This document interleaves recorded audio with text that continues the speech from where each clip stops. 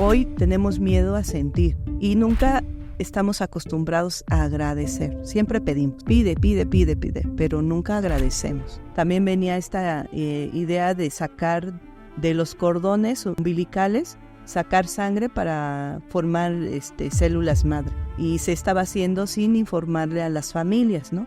Por eso las parteras acompañamos y somos guardianas de ese nacimiento. Pero honestamente sabíamos que antepasadamente a ustedes las denominaban brujas. No te vayas porque ella es bruja y la satánica y los rituales. Pues en realidad pues son mitos, ¿no? ¿Cómo es la manera que utiliza el gobierno para paralizar el miedo, ¿no? Entonces el miedo es una parte fundamental que utiliza el gobierno para dominar los pueblos. Para ser partera yo atendí el primer parto a los 14 años. Se habla de la misticidad. Yo recuerdo en un parto donde ya teníamos 3 días de que no transitaba el parto, era muy lento, ya la mujer muy cansada, y le digo a la mujer, oye, ¿por qué no le pides a tus ancestras que se presenten y que te acompañen? Y entonces la muchacha empieza a hacer su rezo, y entonces en ese momento se acerca una lluvia. Llega la lluvia y nace bebé, se va la lluvia y termina, ¿no? ¿Qué porcentaje tenemos en México actualmente en este tema de cesáreas? Hace unos años se mencionaba que México tenía el tercer lugar. Había una frase que yo te estaba leyendo que comentaba mucho que de ahí viene el tema de cuándo te vas a aliviar como si fuera una enfermedad, ¿no? O cuándo das a luz, ¿no? En realidad hablamos de parir. ¿Qué porcentaje hay de mujeres que les hacen la cesárea tienen consecuencias? ¿La partería se nace o se forma? Yo digo que se nace. Este podcast es patrocinado por Fiesta Americana Viaducto.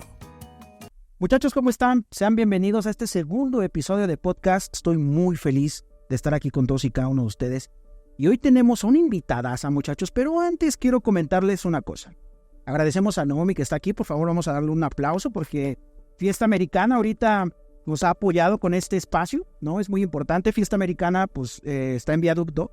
Lo pueden encontrar aquí. Tiene totalmente un hotel súper padrísimo que pueden ustedes totalmente disfrutar y pues están totalmente invitados para que vengan acá. Muchachos, bueno, retomando la bienvenida, les quiero platicar una historia. Yo conocí a doña Juanita en un pueblo allá en Sinapecuaro, en Morelia. Doña Juanita era una partera. En este caso, pues ustedes saben, los pueblitos muy lejanos, pues normalmente no tienen, pues, hospitales. Entonces, ¿qué pasa? Que doña Juanita, pues, era una persona ya de 89 años. Y, pues, lamentablemente, doña Juanita falleció. Doña Juanita era una persona muy querida en el pueblo.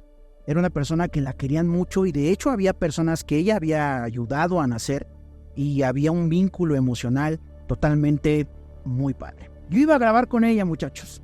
Lamentablemente, por cuestiones de la vida, pues se nos fue. Entonces, pasa el tiempo y a mí en el transcurso de las publicaciones, de todo este rollo, me llega un mensaje de una señorita que se llama Lita. Me dice, oye, ¿no les interesaría grabar con una partera? Y dije, lo tengo que hacer. Y tenemos aquí a la maestra Amparo. Maestra, sea usted bienvenida. Muchas gracias por la invitación y agradecer el tiempo y el espacio para estar aquí. Bueno, pues yo soy Amparo Calderón Soto, partera tradicional, originaria del estado de Chiapas, de Tapachula, un pueblito que se llama Tustlachico. Allá nací, pero en realidad soy migrante a la Ciudad de México y pues no tuve mucho tiempo viviendo allá. Iba de vez en cuando allá a ver a mi abuelo, que era curandero del pueblo, y eso pues nos ha llevado a la vida a llegar a ese lugar que es la partería tradicional que queremos y amamos mucho. Esa es como una parte. Y bueno, yo estoy en estos momentos en Chimalhuacán, Estado de México, y bueno, estoy en ese lugar. Ya tengo 30 años viviendo en Chimalhuacán y ahí tengo una casa de medicina. Ahí tengo temazcal y doy atención a la comunidad. Y además también hacemos trabajo comunitario en otros estados. Participamos, soy parte de un colectivo que se llama Comunidad de Casas de Medicina Tradicional y Partería Indígena en México. Así está nuestra organización. y eso ha permitido pues que estemos pues más juntos, que podamos hacer la defensa de este proyecto de partería tradicional y medicina tradicional, pero en realidad pues el trabajo mayor lo hacemos con la partería. Maestra, ¿la partería se nace o se forma? Yo digo que se nace siendo partera. Hay muchas parteras que dicen yo lo soñé, o fue por herencia, pero a mí en lo personal me llama mucho la atención cuando mi mamá es partera. Araceli Soto es una señora partera, igual migrante, y de ella aprendimos la partería. Ella dejó de atender partos por obvias razones de la discriminación y cómo va a ser una mujer atendiendo en su casa en la Ciudad de México, en la colonia Guerrero, ¿no? Cómo va a atender ahí, ¿no? Y atendió muchas mujeres, ¿no? Y principalmente niñas de la calle que se encuentran en la zona de Tlatelolco y la colonia Guerrero. Ahí estuvo dando atención. Y yo me separé un poco en cuanto a estudiar y esta parte y decidí no ser partera. Y por algunas cuestiones de la vida nos volvió a regresar a donde no queríamos. Antes de que yo llegara a esa parte soñaba mucho que volaba, ¿no? Entonces veía la ciudad por encima y no aterrizaba ¿no? Entonces cuando decido hacer uso de la medicina tradicional, la partería, dejé de soñar eso. Entonces presiento que era esa parte, ¿no? Lo decía una abuela que los sueños siempre nos traen mensajes, siempre y cuando de 3 a 5 nosotros soñamos, y esos mensajes son súper importantes porque son mensajes de ancestros. Cuando soñamos de las 12 a la 1, esos sueños todavía son reparadores, pero de las 3 a las 5, eso sí se tienen que decir, sea bueno, sea malo, para que entonces tengan esta cuestión de efecto. Entonces dije, sí, tiene mucha razón, porque yo siempre me despertaba a las 5 y ese era el sueño que yo tenía, ¿no? Entonces creo que nacemos y la vida también nos va preparando para ello, ¿no? Conozco muchas compañeras parteras que no hay un linaje, que no hay alguien que sea partera, y le llegó igual de esta manera, o porque por casualidad tuvieron que atender un parto sin ninguna noción, dicen. Yo no sabía qué se tenía que hacer, pero lo hice, ¿no? Entonces creo que nacemos siendo parteras. Entonces ese es lo fundamental. En el caso mío, para ser partera, yo atendí el primer parto a los 14 años, que fue la última hija de mi mamá. Me tocó atender ese parto. En realidad yo no había visto un parto como tal, así como todo el proceso. Ayudaba a pasar el agua o el trapo, o traer plantas, no sé, ¿no? Pero no a la atención del parto. Y cuando me toca, pues lloro todo el proceso, ¿no? Estaba llorando, atendiendo, pero llorando, ¿no? Pero de felicidad. No, de miedo, de shock que me había causado pues estar en ese nacimiento. Y ya nace mi hermana, sale la placenta, veo la placenta y digo, se está muriendo mi mamá, ¿no? Y me dice mamá, no, dice, es normal. Dice, toma a tu hermanita, llévala con el médico que la revise y ya. Y ya la revisa el doctor y dice, no, esta niña no requiere nada. ¿Quién la atendió? Y yo, ¿no? Y dice, pues es que en realidad lo que hiciste fue así como si lo supieras hacer, ¿no? Maestra, platíqueme del tema del don. Le platicaba hace ratito cuando nos estábamos iniciando, doña Juanita nos platicaba mucho que ella sentía ciertas energías. ¿Qué tanto es real esto que las parteras sí tienen cierto don de saber? Por ejemplo, hay unas que he conocido y leído casos donde ya está, y yo creo que ese don más desarrollado, donde hasta se conoce el futuro de algunos, o sea, y que lo guardan, lo callan, por respeto, por no caer en esta tentativa que luego a veces la medicina tradicional se agarra, ¿no? Sí, existen las contadoras del tiempo. Uy, interesante. Estas contadoras del tiempo precisamente van sabiendo qué es lo que va a suceder con esta recién nacidos o niña o niño, ¿no? Y nosotros lo que realizamos es sacar el tonal. El tonal es una energía que hoy le llaman aura, que en realidad es esa energía que irradiamos todos, y que esta energía nos permite saber qué guardianes son los que me acompañan. Pueden ser volátiles, pueden ser terrestres, no sé. Esto también nos permite también para saber qué tipo de pareja debo de tener, ¿no?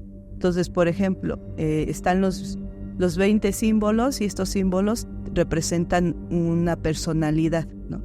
¿Qué pasaría una persona que tiene un águila, por ejemplo, en su personalidad y su pareja es un jaguar? ¿Qué va a suceder? Pues se lo va a comer, ¿no? Lo va a despedazar. Entonces, por esa razón, los abuelos, el cuidado del tonal por Wally era importante. Entonces, ¿qué hacía la partera? En cuanto hacía este proceso de, le dicen, de coronar, o sea, que no es que salga completamente la cabeza, sino se asoma un pedernal. Y este pedernal nos anuncia que ahí está pasando una energía. Ese es el primer aliento.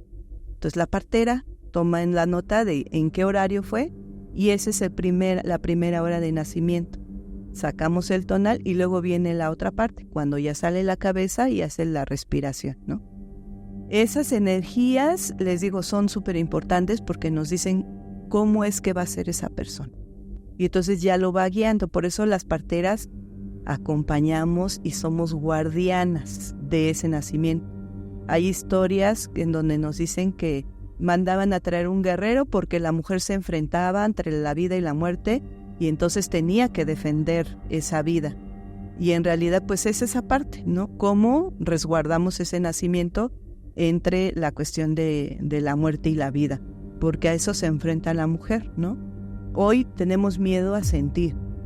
Dices, entre más fácil, entre más medicamento tenga y no lo sientas mejor. No, en realidad va a haber un efecto en tu organismo y un efecto en ese bebé, ¿no? Un bebé aletargado que no va a poder respirar pronto. ¿Por qué? Porque tiene un montón de medicamentos, ¿no? Y eso va a hacer que entonces este bebé requiera de ciertas atenciones. Por esa razón, las parteras tratamos de no intervenir en los procesos en los que no se nos requiere más que estar presentes y resguardar esa parte. Maestra, leí que la partería es uno de los oficios más antiguos del mundo. Platíquenos de desde dónde se denomina a la partería un oficio y qué tan importante fue. Bueno, hoy en día pues no encontramos muchos escritos acerca de lo que hacían nuestras ancestras. Ha sido muy poco y en realidad lo que está hecho ha sido por pues quienes invadieron, ¿no? Nosotros no llamamos conquista porque una conquista se da entre dos personas, hay esta relación de apoyo o de ayuda y en realidad nuestros pueblos fueron invadidos. Esto pasó y hay muy poca historia, pero hay un libro que se llama Los gobiernos socialistas de la Náhuatl. Ese libro nos relata cómo estaba organizado la sociedad y además trae una parte súper importante que perdemos mucho de vista cuando hablamos del trabajo de las mujeres. En este libro habla precisamente de cómo estaba organizada las mujeres. Había un consejo que estaba a cargo de 14 mujeres y estas 14 mujeres a su vez tenían 2 mujeres que dirigían toda la cuestión en relación a las mujeres. Todo lo femenino estaba en las manos de ellas, ¿no? ¿Qué es educación? ¿Qué es el trabajo comunitario? ¿Qué es la organización de actividades diarias y también actividades de festividades que se realizaban en las comunidades? Esta información pues nos permite entonces saber que en realidad en nuestros pueblos ya tenían la noción del respeto al trabajo de la mujer. Y por esa razón, en nuestro trabajo que realizamos, siempre tomamos en cuenta esta parte de la ancestralidad, porque si olvidamos la historia, entonces estamos perdidos, ¿no? Nuestra sociedad tiene una historia y tenemos que volver a ella. eso nos da identidad, eso nos permite saber cuándo tengo que defender, cuándo tengo que hacer las cosas, de qué manera, con qué sustento, y eso pues ha hecho mucho trabajo en el trabajo que realizamos nosotros. Entonces la partería pues tiene historia, o sea, desde que aparecen las mujeres y los hombres, hay un acompañante. Nosotros decimos que somos acompañantes y somos guardianas de los nacimientos. Nosotros no parimos, nosotros no cachamos, nosotros acompañamos. Y eso es súper importante porque entonces hacemos un vínculo diferente a lo que podríamos pensar con un hospital, ¿no? Nosotros hacemos familia, ¿no? Este trabajo que hacemos con las mujeres cuando llegan a nuestros lugares de trabajo, que casi por lo regular las parteras es la casa, o sea, nuestra casa, y decimos nuestra porque nos referimos a todos, no es su propiedad. Y cuando hablamos de nuestra casa sabemos que siempre ofrecemos lo que tenemos, lo que esté en nuestras manos, y eso es lo que nosotros hacemos. Nuestros espacios son nuestras casas, que la misma comunidad ya conoce y hace una referencia a alguien que dice, pues yo me atendí con tal y pues ahí puedes ir tú con mucha confianza, ella te va a atender bien. O también la otra parte, ¿no? Es que no quería este proceso y se me dificultó y también tuve que hacer un traslado. También esa parte es importante conocerla porque a veces nos hacemos mala información de lo que hacen las parteras tradicionales. Y eso nosotros tenemos que defenderlo, ¿no? Pero también la parte de el trabajo con las mujeres. Nosotros estamos al servicio de las mujeres, de los niños y de las familias. Entonces, por lo tanto, no solamente atendemos partos. Somos consejeras, acompañamos las etapas importantes de las mujeres. Y ayudan a la sanación medicinal. Claro, sí, hacemos este tipo de rituales o ceremonias que nos permiten pues estar en mejor relación con la energía que está a nuestro alrededor, ¿no? Utilizamos plantas, utilizamos minerales, animales, hacemos algunas terapias que requieren de cierta sobada, de cierto reboceo, ¿no? Y hacemos otras cosas que también es la cuestión política. Claro. Entonces, la mayoría de las parteras que ya son grandes liderean sus comunidades, ¿no? En este libro que les comentaba anteriormente, habla precisamente de este trabajo que hacían las parteras. Hay algo bien importante que usted comenta, y me recuerda, le digo a doña Juanita, porque doña Juanita mencionó que el acto de parir era un acto de un ritual, y que desgraciadamente los niños nacían hoy en 4 paredes blancas. Uh-huh. Y me dice la bienvenida que tú vas a saber cómo le quieres dar la bienvenida a tu hijo. Uh-huh. Me acuerdo que se lo dijo a una señora que yo estaba escuchando, y fue cuando me quedó tan grabado porque dijo, o quieres que nazca en una pared, en un cuarto de 4 paredes blancas, o quieres que le demos una bonita bienvenida como realmente lo hacía mi abuelita. Uh-huh. Y me quedó muy grabado, refiriendo a lo que usted decía. Háblenos un poquito del ritual, de este ritual amoroso de recibir pues la vida y lo grandioso del ser humano de una mujer. Sí, cuando hablamos de las mujeres, en la palabra náhuatl, Tsihuatl es uno, y el uno es la unidad, y la unidad se refiere a todo lo que es el planeta, o sea, requerimos de esa unidad. Y esta unidad nos hace referencia también a lo que es la creación, ¿no? Uno es la creación, es lo que se hace. Y con esta cuestión de hacer ritual, en realidad, todas las etapas, todos los procesos que pasamos en la vida deben de tener esa parte. Y eso es lo que hemos olvidado o nos han metido en la cabeza, de que no importa la parte de la espiritualidad, y esta espiritualidad nada tiene que ver con religión. Esto es una cuestión de cómo yo hago las cosas para el bien de donde estoy, ¿no? Cómo hago para que no transite en esta vida nada más así, sino que deje una semilla de lo que pude hacer, ¿no? Y cuando hablamos de ritualidad nos referimos a poner los pies en la tierra, respirar profundo y decir qué estoy haciendo aquí, para qué estoy aquí y qué me está proporcionando el cuerpo para hacerlo, ¿no? Y nosotros hablamos de la menarca, es un ritual de nacimiento, obvio, por obvias razones es un ritual. La adolescencia también, la cuestión de la gestación, el parto, el puerperio, la menopausia, que también son rituales y que pues tendríamos que hacerlo, ¿no? Por ejemplo, antes de que llegue un recién nacido a este mundo, siempre pedimos porque esto transite bien, que tenga buena fluidez, pero a lo que yo voy con la cuestión de poner los pies en la tierra es decir, o sea, sí es bonito el parto, sí tiene sus cosas buenas, pero también tendríamos que ser reales de lo que sucede en el cuerpo de cada mujer, que cada uno transita de manera diferente. Y entonces, por lo tanto, la partera hace un trabajo personalizado por cada mujer que llega con ella, ¿no? Y también hombre, porque también hay hombres que atendemos por cualquier cuestión que requieren, ¿no? Entonces, cuando hacemos este trabajo de ceremonia, nos permite tener una identidad, ¿no? Que eso es de las cosas que hemos perdido muchos con esta cuestión de la migración. Hemos perdido la lengua, la vestimenta. Y entonces, ¿cómo volvemos nuevamente a nuestro ombligo, ¿no? ¿Cómo regresamos nuevamente a ese lugar en donde estuvimos? Y aunque no vista y aunque no hable una lengua, debo rebuscar mis raíces. Entonces la partera dice, bueno, regresa, ¿no?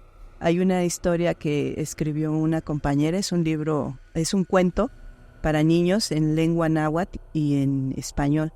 Y relata, es de Delia, una compañera muy entrañable, de ahí de la zona de Morelos, y ella relata cómo se hacían los rituales en su comunidad, ¿no? Entonces habla de, nace el bebé, metían el cordón en una hoja de maíz, lo envolvían e iban al campo y sembraban un oyamel, ¿no? En algunos otros lugares se utilizan los sabinos, y esos son muy espirituales, ¿no? Sabino, oyamel y otros árboles que también nos permiten ser de esa manera.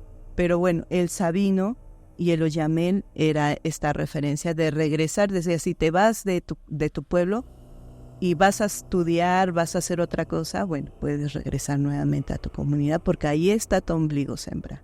Y además tienes un compromiso con tu comunidad de ir ayudando a resolver cosas que se requieren en la comunidad.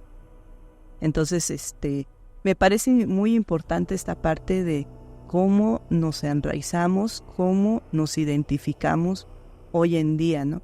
Y esa parte la perdemos en un hospital o la perdemos en otros espacios en donde solamente se atiende lo físico y a medias, porque en realidad no es una atención que digamos que es buena. Y ahí me recuerda muchísimo a esto que mencionan mucho, que desgraciadamente entendemos que usted lo endulzó, porque endulzó, maestra. Pero honestamente sabíamos que antepasadamente a ustedes las denominaban brujas. No te vayas porque ella es bruja y la satánica y los rituales. Y desgraciadamente la medicina hizo que la gente se fuera alejando.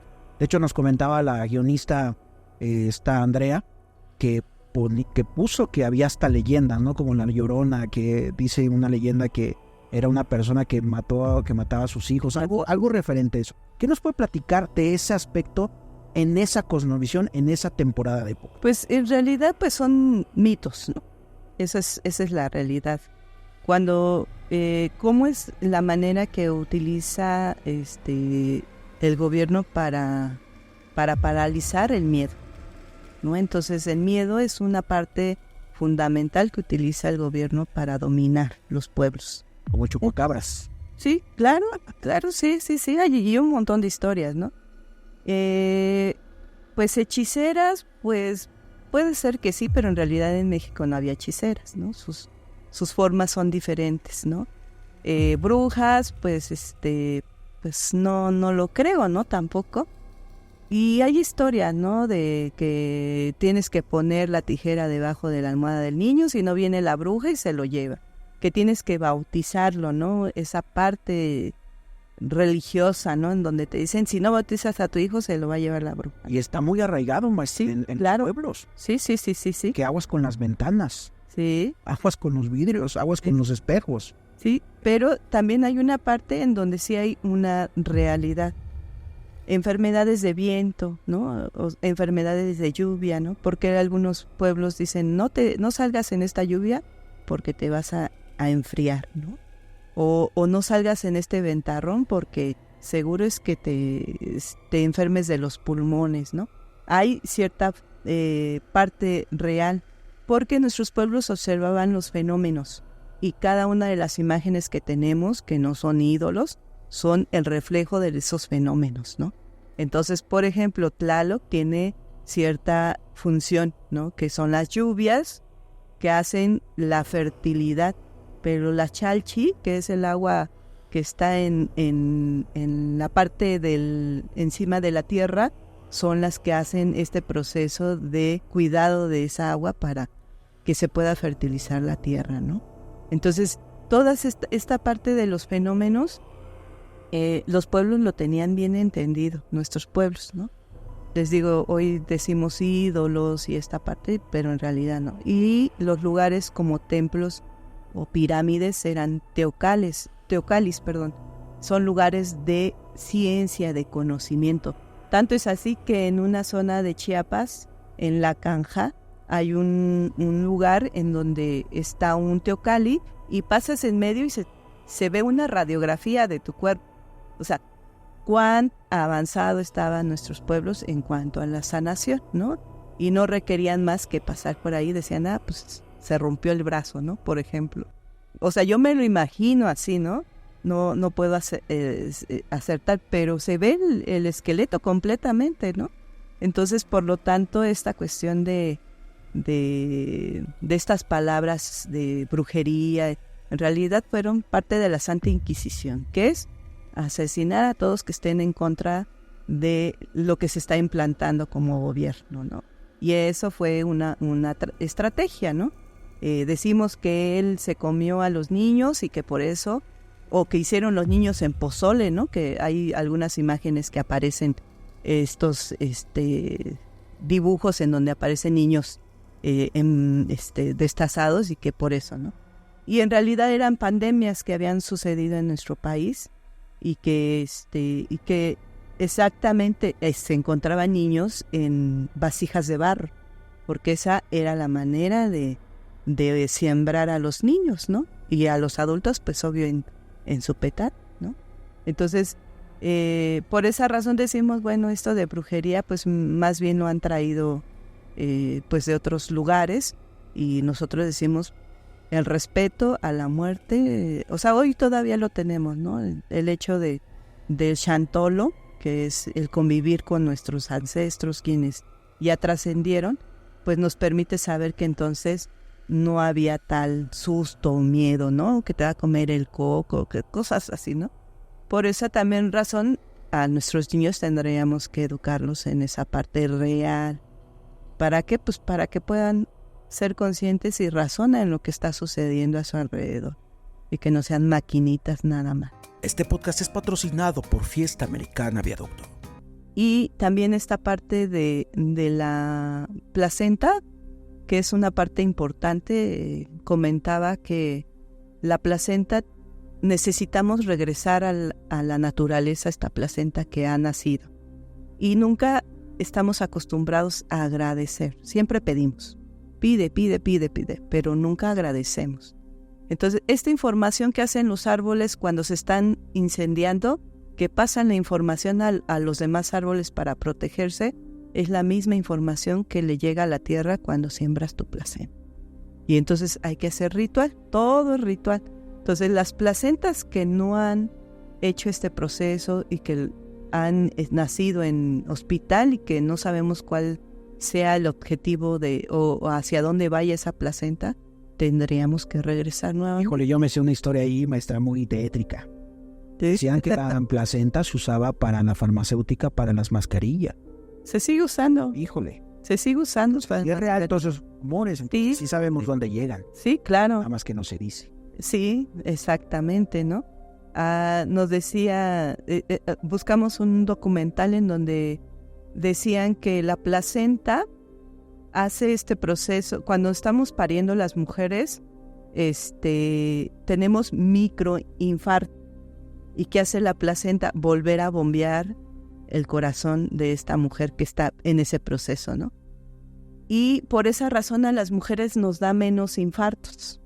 Es más seguro que les dé a los hombres, ¿no? Por esa información que dejó la placenta, de reparación. Entonces, cuando haces este proceso de siembra, vuelves a hacer este proceso de reparación y entregas a la tierra, ¿no? Que es lo más importante de este proceso. Entonces, me parece que, por eso decía, todos los procesos son rituales, ceremonias. Nada se nos pierde, nada se va sin hacer ese proceso. Pero nos hemos desligado, hay que volver a regresar a esa parte, ¿no? Maestra, este tema de la placentofagia creo que es un tema también muy importante que debemos de tocar. Y es una línea muy delgada entre el canibalismo, ¿se puede denominar? Pues sí, ajá. Alguien decía, les van a dar tacos de placenta, ¿no? La placenta tiene esta función de reparación. Okay. Y para poder estar gestando a este nuevo ser, requiere de muchas sustancias, ¿no? Si hablamos de embriología, es una de las partes principales que se forman antes, ¿no? Okay. Y se dice que quien sostiene esta parte es el ADN del hombre, ¿no? Y ya la otra parte, pues obviamente combinada. Entonces, cuando hablamos de reparación, cuando hablamos de alimentación para el nuevo ser, cuando hablamos de expansión, decimos, ¿qué pasa con la cuestión de cuando se llega a juntar el óvulo con el esperma? Hay una expansión, hay un calor, ¿no? Una luz se hace antes de que se vuelva nuevamente oscuro. Entonces, me parece que cuando hacemos uso de la placenta hace esto en nuestro organismo. Las mujeres se recuperan más pronto, ayuda mucho en la cuestión de los cuidados de recién nacido, ayuda también mucho, por ejemplo, problemas de hemorragias. Nosotros lo utilizamos, damos un cachito de la parte del medio de la placenta y eso nos evita poner oxitocinas, ¿no? Que en hospitales se usa demasiado, ¿no? A diestra y siniestra, a todas se les pone cierta cantidad de oxitocina y que entonces nos hace que se contraiga el útero y no haya hemorragia. Entonces, cuando se hace uso de la placenta, también se hace este vínculo, ¿no? Le damos un cachito a la mamá y un cachito al papá, de manera que empiece este vínculo, ¿no? Y esta parte la ven como sangrienta. Hoy, ¿cómo te vas a comer un órgano que ya no sirve y que en realidad la ciencia nos dice que sí tiene beneficios, ¿no? Aunque hay retractores, ¿no? Tanto es así que, ya mencionabas hace rato, se utiliza para la cosmetología, para la cuestión de shampoos. También hoy en día se utiliza en células madre, que también es para regenerar algunos órganos. Y preguntaban, oye, pero ¿cómo me voy a comer la placenta de alguien más, ¿no? Y bueno, nosotros decimos que la placenta es solamente para la familia, esa familia que formó. O sea, ese vínculo. Exacto, no más, ¿no? Ya los otros procesos, pues ya es otra cosa. Y otra parte donde se habla de la misticidad, ¿no? Yo recuerdo en un parto donde ya teníamos 3 días de que no transitaba el parto, era muy lento, ya la mujer muy cansada, y le digo a la mujer, oye, ¿por qué no le pides a tus ancestras que se presenten y que te acompañen, que estén aquí con nosotros? Y entonces la muchacha empieza a hacer su rezo, y entonces en ese momento se acerca una lluvia, llega la lluvia y nace bebé, se va la lluvia y termina, ¿no? Entonces digo, en realidad, cuando pedimos y agradecemos, siempre están nuestros ancestros al lado de nosotros, ¿no? Entonces las parteras se encomiendan a sus dioses, ¿no? En lo que ellas crean, pero lo más importante es cómo cuidamos esta energía que está en ese momento tan honorable, sea en el hospital, sea una cesárea, hay que ser honorable ese proceso, porque eso nos va a permitir agradecer. Y si no, entonces no lo vamos a poder hacer, ¿no? Hacemos las cosas fáciles, simples. Entonces, no debe de ser así. Hay que agradecer para todo. También venía esta idea de sacar de los cordones umbilicales, sacar sangre para formar células madre. Y se estaba haciendo sin informarle a las familias, ¿no? Principalmente a hospitales de prestigio. Y se hizo más en la pandemia, ¿no? En donde nadie conocía, nadie sabía, y se estuvo haciendo este proceso de extracción de sangre de los cordones, ¿no? Esta parte también de la pandemia se generaron muchas cesáreas, ¿no? Se hizo vínculos aquí en la Ciudad de México, en donde te pagamos porque vayas, o pagamos tu parto porque vayas al Hospital Ángeles, por ejemplo, ¿no? O a tal hospital, pero van a ser cesáreas, ¿no? Ya nada más las organizamos, programamos y ahí está la cesárea. Y realmente la cantidad de cesáreas en pandemia fue demasiada. Se elevó la cantidad de cesáreas en pandemia. Sí hubo bastantes cesáreas. Hay una cifra hablando de eso, maestra, que a mí me gustaría que usted la dijera. ¿Qué porcentaje tenemos en México actualmente en este tema de cesáreas? Hace unos años se mencionaba que México tenía el tercer lugar, China el primero y Brasil el segundo. Entonces, por lo tanto, la cuestión del uso desmedido de la cesárea. Nosotros decimos, la cesárea debe decir sí, si es necesaria. Ahí sí, cuando sabemos que está en peligro la vida de la mamá o del bebé, entonces se hace la cesárea. No la hace la partera, ¿no? Pero sí en un hospital.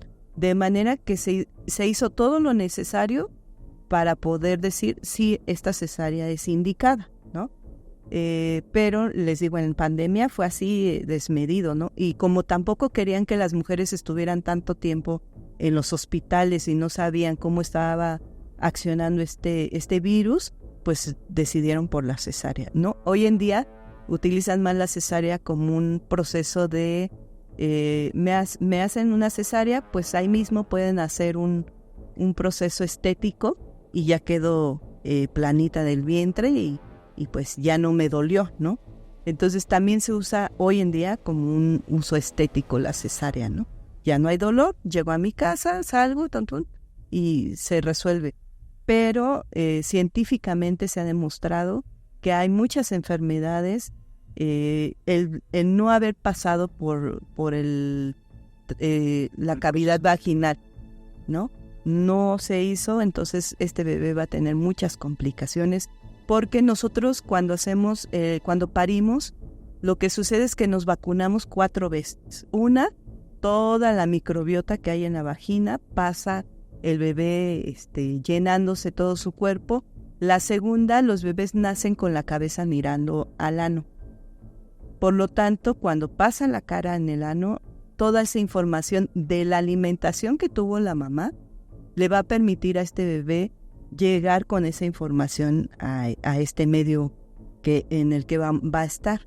Entonces, por lo tanto, es la segunda vacuna. La tercera vacuna es la lactancia, que es súper importante, la lactancia inmediata, no separamos. Y la cuarta es el vínculo que hay entre los virus que hay o bacterias que hay en el cuerpo de la mamá y el cuerpo del papá. Entonces, permitimos que todas esas virus y bacterias que hay en el cuerpo de ellos dos sean quienes terminen de vacunar. Entonces, eso no se hace en hospital, ¿no? En realidad, un hospital sí se mantiene limpio, sí hay esta cuestión de limpiar a profundidad, pero ¿cuántas mujeres pasan en ese hospital, ¿no? ¿Cuántas bacterias se vuelven más potentes, más resistentes a los químicos que se utilizan? Entonces, por muy limpio que esté, pues nos llenamos de bacterias que ni siquiera tienen relación con nosotros. Por esa razón regresamos el parto en casa, ¿no? Por esa razón decimos que los partos bien cuidados, sanos, pueden ser bien hechos en casa. Y en mi caso, yo solamente atiendo en casa. no tengo otro espacio. Cuando habla de casa, ¿se refiere a su casa o a la casa? A la casa de las familias que deciden tener parto en casa. Porque ya mencionaba los cuatro vacunas, ¿no? Okay. Entonces, entre menos intervengamos, entre menos necesitamos de la intervención de la partera, es mejor para ese recién nacido, ¿no? Es mucho mejor para la mujer y entonces forman un vínculo que nadie puede romper. Le es difícil al hombre separarse de sus hijos, ¿no? Olvidarse de ellos porque vio cómo fue el proceso con ellos. Entonces, por esa razón decimos, la casa es el mejor lugar en donde podríamos estar. Había una frase que yo te estaba leyendo que comentaba mucho que de ahí viene el tema de cuándo te vas a aliviar, como si fuera una enfermedad, ¿no? ¿Usted Sí. qué opina de esa palabra, alivianza? No, o cuando das a luz, ¿no? En realidad hablamos de parir, parimos. Entonces, esta parte de decir te vas a aliviar, lo trae mucho a la cuestión médica, ¿no? Es decir, sí ve los cuerpos como con patologías que no somos capaces, que no podemos, que entonces necesitamos del otro para que yo lo pueda hacer, cuando el cuerpo biológicamente está hecho para ello, ¿no? Que necesitamos sí acompañamiento, pero más en la cuestión emocional, ¿no? Más en cómo puedo encaminarme, dándome herramientas, ¿no? Dándome pues lo necesario que me brinde confianza, que me brinde certeza y que vuelva a plantear que lo que estoy haciendo es lo que necesito y requiero. Que no hay más, que estoy apta, que tengo todo lo necesario, que están las ancestras detrás de mí, por todas las que han parido. Ahí está la fuerza. Entonces el miedo a no sentir, es lo que digo, nos paraliza, ¿no?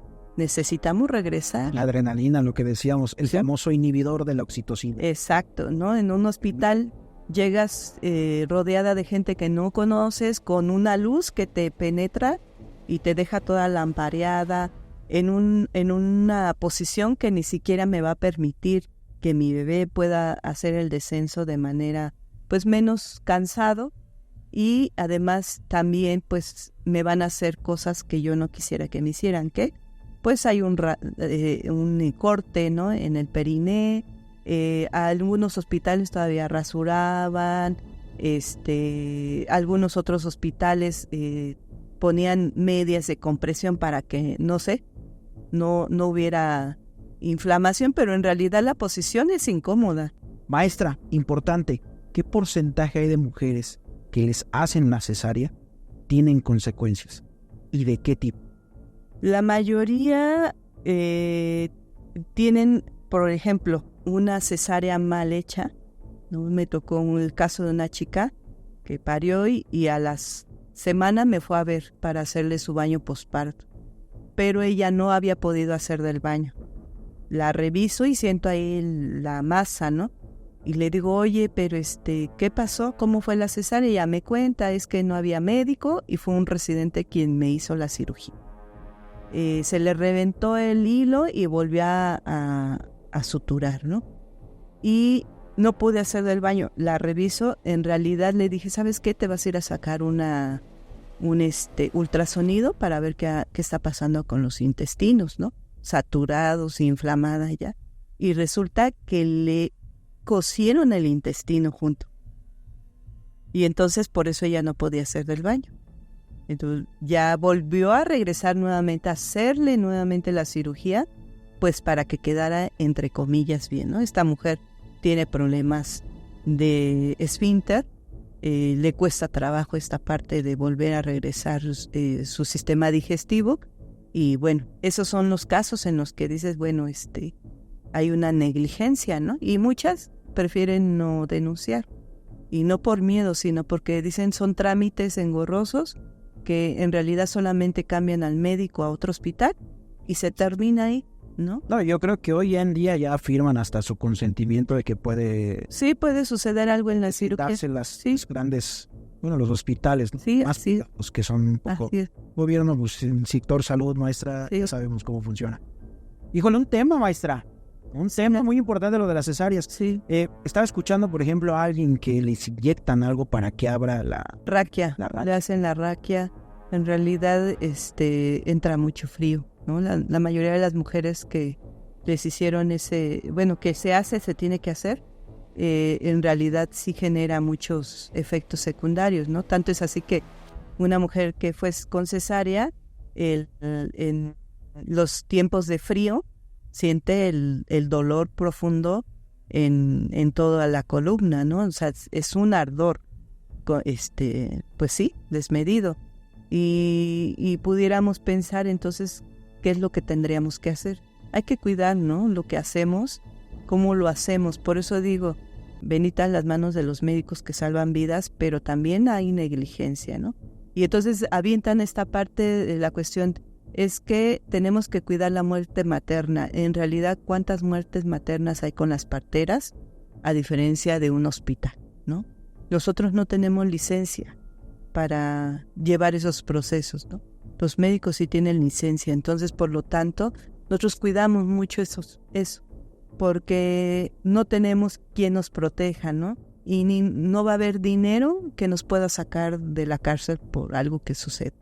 Entonces cuidamos esa parte, ¿no? Somos muy intuitivas, muy observadoras para tomar las decisiones sobre esos nacimientos que vamos a acompañar.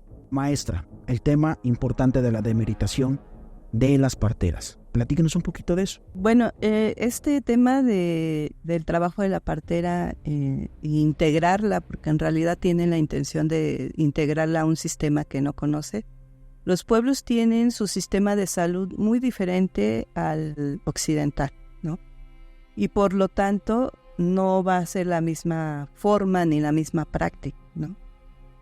Cuando hablamos de hospitales, estamos hablando de lugares en donde se ejerce mucha violencia, porque ahí solamente se ven los cuerpos, se ven números, no hay un respeto real. Y esto ha sucedido precisamente por el sistema que tenemos, ¿no? Hemos también visto en hospitales en donde anteriormente no había gran demanda de atención de partos de primer nivel. Nos referimos a una mujer sana que ha transitado su embarazo de manera correcta y que termina en un parto pues favorable.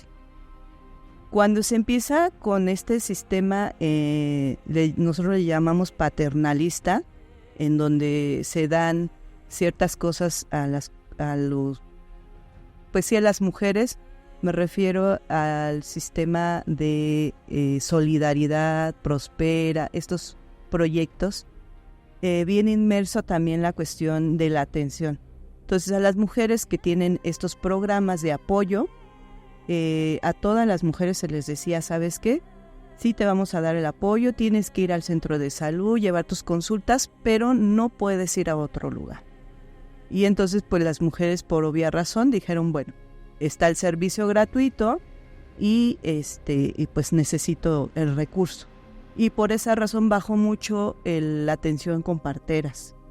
Y cuando aparece este programa, pues las parteras dejamos de dar atención y nos volvimos promotoras de salud, ¿no? Un programa que ya aparecía desde los años 40, en donde se hacían esta parte de spot, en donde decían, familia pequeña, mejor sociedad o mejor atención, ¿no? Y en realidad no es así, ¿no? Porque hemos visto que ha reducido la cantidad de mujeres que tienen hijos y más sin en cambio la sociedad no tiene un beneficio, seguimos estando en las mismas o hasta peor, ¿no? Y en estos hospitales, en estos programas se hace esta intención de querer desaparecer a la partería tradicional e incluirlas a un sistema. Le digo que no va de acuerdo a ellas, pero se abre también estos proyectos de al lado de un hospital, un programa de atención por médicos tradicionales y parteras. Funcionó un año en Cuetzalan, en Morelos y así en diferentes lugares y no resultó. En realidad nada más funcionó un año. Porque los recursos eran mínimos, porque se sacó a las parteras de sus comunidades y en realidad el recurso que obtenían de ese hospital eran 200 mensuales, en donde tenían que cubrir sus gastos, más aparte llevar comida para sus hijos, ¿no? Su familia. Y esto no funcionó. Entonces, cuando regresa la partera que sacaron de la comunidad a su comunidad, ya hay una enfermera, ¿no? Que ya atiende, que son las enfermeras obstetras, y entonces empieza a perder esta cuestión de confianza la partería tradicional, ¿no? Esos son como algunos métodos que ha utilizado el sistema. Hoy en día seguimos en las mismas condiciones, hacen reformas, hacen cambios, pero en realidad lo que nosotros decimos es que no se armonizan esas leyes. Tendrían que armonizarse pues, para que entonces sí tuvieran una función, y en realidad tendrían primero que respetar los espacios en donde nosotros trabajamos, respetar nuestras cosmovisiones y nuestra filosofía. Eso funciona, eso nos ha funcionado por miles de años, y entonces por lo tanto el trabajo comunitario es importante, importantísimo. Les decía hace rato, donde una partera era líder, hoy ya no lo es, ¿no? Por todos estos proyectos que han tenido, y en realidad pues la pelea, ¿no? De quién es mejor, si se hicieron escuelas de partería técnica para integrar a las comunidades desplazando a las parteras tradicionales. Con esto no quiere decir que nosotros estemos peleadas con el sistema. Lo único que decimos, tenemos que respetarnos, de manera que en realidad el trabajo vaya encaminado a las mujeres que atendemos, porque esa es la prioridad principal. No hay otra razón. Y además respeten el trabajo que hacemos, ¿no? Es diferente, no podemos, en un hospital no podemos llevar un sahumador, no podemos hacer toque de caracol, no podemos hacer rituales para los procesos de transición al parto. O sea, eso no lo podemos hacer, ¿no? Y hoy en día se han hecho también algunos programas como parto humanizado, ¿no? Que solamente es cambiar de posición a la mujer y darle agua, aunque se hagan todos los protocolos de hospital, ¿no? Que es un montón de oxitocina, que es hacer todo lo que hace un médico, ¿no? Y en realidad no han funcionado porque, les digo, no están encaminados a un bienestar de las mujeres. Y antes de ofender al doctor o la enfermera, también entendamos que nuestro sistema no está haciendo lo necesario para que funcione, ¿no? Nosotros decimos que somos complemento. Los hospitales atienden patologías, por eso las parteras hacemos estos traslados, porque sabemos que en ese lugar se pueden atender. Y dice una de nuestras abuelas, bendita las manos de los médicos, porque han salvado vidas, y eso es real. Entonces, por lo tanto, no tendríamos por qué pelear. Pero cuando a la partera se le mete a un sistema que no es el de ella, que no se entiende ni se comprende, por ejemplo, la cuestión de las energías, ¿no? Cómo se saca el tonal, cómo se sabe que este niño, mencionabas tú hace rato, el niño que va a ser para ciertas cosas, cómo desde ahí, desde el nacimiento ya la partera lo iba encaminando hacia el lugar que correspondía. Pero hoy en día ya se ha perdido, ¿no? Y se ha perdido porque se ha metido en la mente que el hospital es lo mejor y la medicina alópata también. Entonces pensamos en cuando atendemos a alguna mujer, los familiares dicen, ¿y dónde está tu quirófano, no? ¿Dónde está el pediatra? ¿Dónde está el anestesiólogo? ¿Dónde están todas esas personas que hay en un hospital? Pues soy yo todo eso, ¿no? Soy psicóloga, soy todo, ¿no? Y no hay un quirófano, ¿no? ¿Qué es lo que nosotros pedimos para la atención de las mujeres? Pues que haya una responsabilidad del cuidado de ellas, que tenga un buen sostén. ¿Y quién es el sostén? La dualidad. ¿Qué es la dualidad? El hombre a nuestro lado o la persona que me vaya a sostener durante el proceso. ¿Quién me va a sostener? Y eso es importante, y eso nada tiene que ver con la cuestión de decir, ay, pues es que sus emociones están mal y requiere de alguien para estar bien. No, para la sanación necesitamos siempre del otro. Para poder sanar, por eso había temazcales en Tenochtitlan grandes. ¿Por qué? porque entraban todos los de la comunidad. Hay un libro que se llama Tlacahuapahualistli, que habla el arte de educar con amor a los hombres, y a los hombres se refiere a las mujeres y hombres, ¿no? O sea, el nivel de nuestros pueblos de entender que hay que educar con amor, ya nos dice de un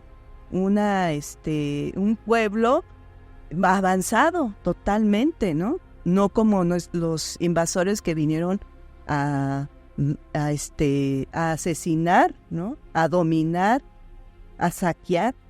Y entonces nuestros pueblos tenían esa idea, y el cuidado de los niños era importantísimo.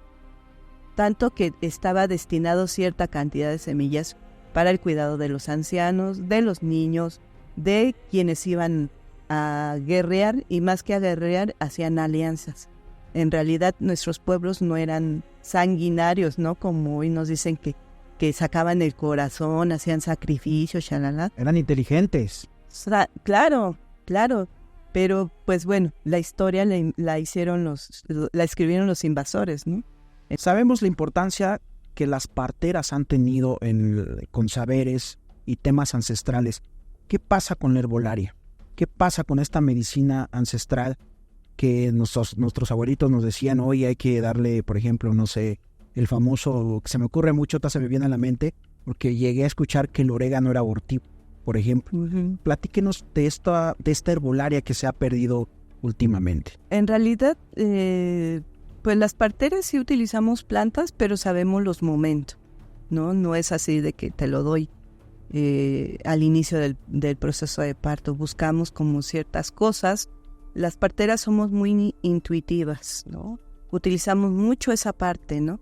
De intuir que algo está sucediendo, que podemos hacer esto, podemos hacer el otro con las plantas, y que nos funciona, ¿no? Dices, es que yo no sabía que podía utilizar, no sé, chocolate para una mujer, o el cacao, mejor dicho, para una mujer que no tiene energía y que ya ha pasado mucho tiempo en el proceso de parto, ¿no? Y que ya no da para más. Pues un poquito de cacao en agua, y le va a dar un shot de energía y va a estar muy bien, ¿no? Las plantas sí las utilizamos, pero hoy en día, por ejemplo, en la ciudad, en el 2017, se prohibió el uso de las plantas. Estuvimos participando precisamente en la cuestión de la formación en los pueblos originarios de aquí de la Ciudad de México, y esta parte de COFEPRIS no prohibiera el uso de nuestras plantas, porque él decía, llevas no sé, toloache, por ejemplo, que es una planta que se utiliza para apurar el parto, está prohibido, ¿no? O el epazote, que también lo prohibieron mucho, y así, ¿no? Cada una de las plantas, pero en realidad pues no es desmedida lo que hacemos, ¿no? Sabemos qué toxicidad es, o qué tiene esa planta, en qué momento darla. Las medidas. Sí, y qué utilizamos. Nosotros no pesamos, nosotros puño, pizca, ramo, un ramito, o sea, vamos haciendo nuestras medidas con nuestras propias manos, ¿no? Y esto nos permite pues tener la certeza de lo que estamos dando. Pero sí, COFEPRIS estuvo prohibiendo, y ha prohibido en otros estados el uso de las plantas, ¿no? Y el uso del temazcal, ¿no? Que también lo usamos las parteras. En nuestra casa tenemos un temazcal. Es un temazcal. ¿Prohibieron los temazcales también? Sí, se estuvieron prohibiendo. Por esta parte de que hoy en día se utilizan medicinas de poder, le llaman, y en algunos lugares llegaron a fallecer personas que se metieron al temazcal. Por ejemplo, en Texcoco, a algunos compañeros también les cerraron algunos temazcales en la zona del Cerro de Tepeyac. Hay unos compañeros que tienen ahí su temazcal. Y ese temazcal es muy importante porque lo utilizaban para transitar los procesos de violencia en las mujeres. Entonces, ese era el efecto de este temazcal que hacían los compañeros. Lo prohibieron, lo cerraron, y entonces empezamos este trabajo junto con los compañeros para que pudieran seguir trabajando. pero sí se ha prohibido el temazcal, el uso de algunas plantas, ¿no? Que no tienen nada que ver con toxicidad o que nos manden a otro lugar, ¿no? Que sean psicodélicas o este tipo. Tenemos mucho cuidado con eso. Entonces, por esa razón, cuando hacemos formación, porque hacemos formación de nuevas parteras y médicos tradicionales, siempre tomamos en cuenta y se les dice a los alumnos que tienen que ser responsables de lo que se haga ahí.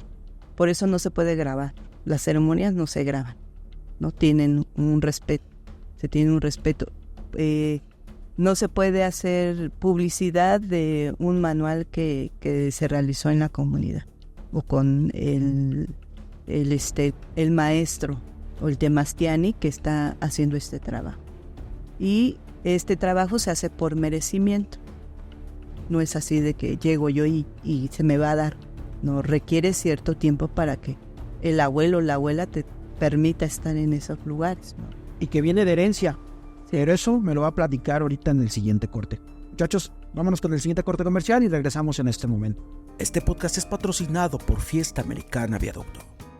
Muchachos, nos despedimos. Estamos muy agradecidos de tenerla, maestra. Rotundamente agradecido en nombre de todo el equipo. Este episodio yo creo que a la gente le va a gustar mucho. Y queremos terminar con estas palabras. ¿Qué mensaje usted tiene para las nuevas generaciones, las nuevas mujeres que tienen ahorita esta inspiración de a lo mejor dar a luz con una partera? Esta parte me parece que es fundamental. Diría yo que siempre necesitamos acompañarnos. ¿Cómo decido quién va a ser mi partera? Aquella persona que me genere confianza, y dicen algunas compañeras que haga clic, ¿no? Y que me permita que siempre piense en mi necesidad, ¿no? Esa es una manera de escoger a una partera. Si esa partera te explica, te informa de lo que puede suceder, de qué es un parto en casa, y si yo ya tengo información, pues me generaría más esta relación con la partera, ¿no? Porque ya estoy informada, ya sé de mis derechos, y entonces voy a llegar con la indicada. ¿Regresar al parto en casa? Sí, claro que sí. Okay. Evitemos la menor intervención posible. Llevémonos de la mano con un médico, es importante, porque decía hay que hacer equipo, y eso también me parece bueno. Y algo que creo que es súper importante, siempre estar informada. La información es vital, y ser responsable de mí misma, no cederle a nadie en mi salud. Siempre pensar en que yo puedo, lo voy a hacer, y estoy con la persona indicada, tengo la fuerza, tengo lo necesario para estar. Y bueno, también hacerles la invitación. Tenemos 2 casas de la parte de la comunidad, que es la casa que está en Coyoacán, que es una casa que tiene a resguardo una compañera, se llama Silintli, y otra casa que es la Casa de Medicina Tradicional Ixchel en Chimalhuacán, y también damos atención a domicilio, damos consultas, y hay una red de alumnas porque hacemos formación de nuevas generaciones con la intención de seguir rescatando pues nuestros saberes, que nadie los manipule, que nadie los utilice, porque ahorita también anda otra ley con el OMPI, que es precisamente patentar los saberes, certificarlos, ¿no? Y entonces ahí sí estamos muy atentos a que esto no suceda, porque creemos y sabemos que por mucho tiempo han luchado nuestras abuelas, y ya las que han trascendido y las que todavía están, como para que nuevamente se siga insistiendo en que la partería tendría que cambiar sus formas de hacer y de sanar a su gente, y yo creo que tendría que ser al revés. Hay que regresar a nuestro ombligo, a nuestras raíces, y eso nos va a permitir seguir existiendo con sus especialidades dentro de la medicina tradicional, pero principalmente con la partería tradicional. Entonces, pues esa es una invitación, y pues acerquémonos a las parteras de nuestras comunidades, ¿no? Ahí están esperando, pero también seamos recíprocos con lo que recibimos. Ya no es posible que sigamos regalando. nuestro saber y que la energía que yo voy a recibir de esa partera tiene que ser recíproco en lo que yo voy a tener que regresar. Puede ser monetario, sí, pero pensemos en mejorar las condiciones de nuestras queridas abuelas parteras de las comunidades. Y la comunidad no solamente se hace en zonas rurales, también en la zona urbana, en la Ciudad de México, hay varias parteras que siguen trabajando en servicio de las mujeres y las familias. Entonces, ¿usted cree que la partería deje de existir? No, la partería va a seguir existiendo, ¿no? Mientras tengamos la memoria, mientras hagamos caso a nuestras historias, eso nos va a permitir estar, ¿no? Estar con los pies, les digo, bien plantados y saber que lo que estamos haciendo está bien hecho, ¿no? Con la seguridad de eso. Entonces creo que no vamos a desistir y estamos aquí, dicen resistiendo, pero más que resistiendo, luchando porque se siga manteniendo la partería tradicional. Cuente con nuestra asociación para que esto pueda tener voz, pueda tener fuerza. Y de antemano pues le digo que yo, el día que encuentre una mujer, voy a, con un acto de amor y un acto de empatía, usted va a ser mi partera. Nada más que me falta lo más difícil, muchachos, ¿no? Pues una muchachona, ¿no? Pues que alguien se apunte, ¿eh? Maestra, de comentarios finales, mensaje para los hombres. Veo que hay mucho mensaje para la mujer, pero yo creo que el hombre también es una pieza fundamental. Entonces, un mensaje también para aquellos hombres que pueden a lo mejor tener esta inspiración, tener esta alternativa para que sus esposas también puedan de cierta manera convencerlas. La mayoría de las mujeres trata de estar sola, ¿no? Porque no hay una empatía, lo que mencionabas. Pero es muy importante que los hombres estén en estos procesos, que no los nieguen, ¿no? Y las mujeres no les neguemos también estar en esta etapa tan importante. Entonces no hay de otra más que seguir reeducándonos y seguir haciendo el trabajo de convencimiento hacia esto, hacia la partería. En realidad nosotros siempre acercamos al hombre, ¿no? El hombre siempre está en los partos, siempre encamina, siempre en la crianza, en el posparto, porque de otra manera entonces ¿cómo vas a cambiar el pensamiento de los hombres, ¿no? De nuestros compañeros? Sino vincularlos de manera directa a este proceso. Les digo, es fundamental, en realidad se hace un vínculo tan importante y yo lo veo, por ejemplo, con mis nietas y mis nietos. Tengo 3 nietas y un nieto, y los papás ahí han estado, ¿no? Y hay veces que dicen, es que no quiero estar, es que tienes que estar. Es tu familia, es quien vas a proteger. ¿Y cómo te vas a sentir vinculado si tú no participas y no eres parte de él? Pero no nos hagamos, ¿no? Tenemos que estar presentes. No es eso de que llego a un hospital, le entrego a mi mujer y espero que me entreguen una mujer con un bebé. ¿En dónde hay el vínculo? Se rompe totalmente, ¿no?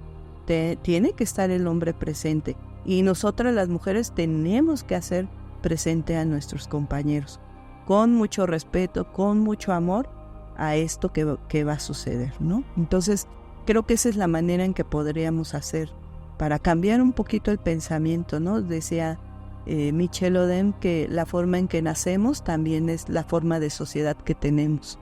Y eso es real, ¿no? Entonces, cambiemos este sistema capitalista y volvamos a nuestra ancestralidad, a nuestras comunidades. Cambiemos ese pensamiento. No nos podemos alejar uno del otro. Somos parte de la unidad y esa unidad se hace a partir de cómo participamos en estos procesos de nacimiento, de crianza, de posparto y acompañarnos hasta el final. Eso creo que es importante. Bueno, muchachos, pues nos despedimos. Cuídense mucho y pues yo creo que nos estamos viendo en un próximo video. Gracias. Este podcast es patrocinado por Fiesta Americana Viaducto. Bueno, muchachos, como parte de nuestro trabajo es la vinculación, queremos agradecerle a la maestra y le vamos a regalar un telar de cintura que está elaborado por 3 meses. Lo hizo Damaris y con mucho amor y con mucho cariño se lo damos a usted para que pues, usted pueda disfrutarlo. Yo sé que esto, dije muchachos, se lo voy a regalar a alguien valiosa. No la conocía, pero después dije, la conocí, mi amor, nació así usted con esta prenda y con todo el amor del proyecto. Espero que le guste mucho. Y pues, te quiero hacer al corazón de la tierra, al corazón del agua, al corazón del viento, al corazón del fuego, a mi padre del universo, a mi madre de la tierra, de corazón a corazón. Te agradezco mucho. ¡ay, maestra! Ya quiero un bebé, muchachos. Ya quiero un bebé. Córtale, deja de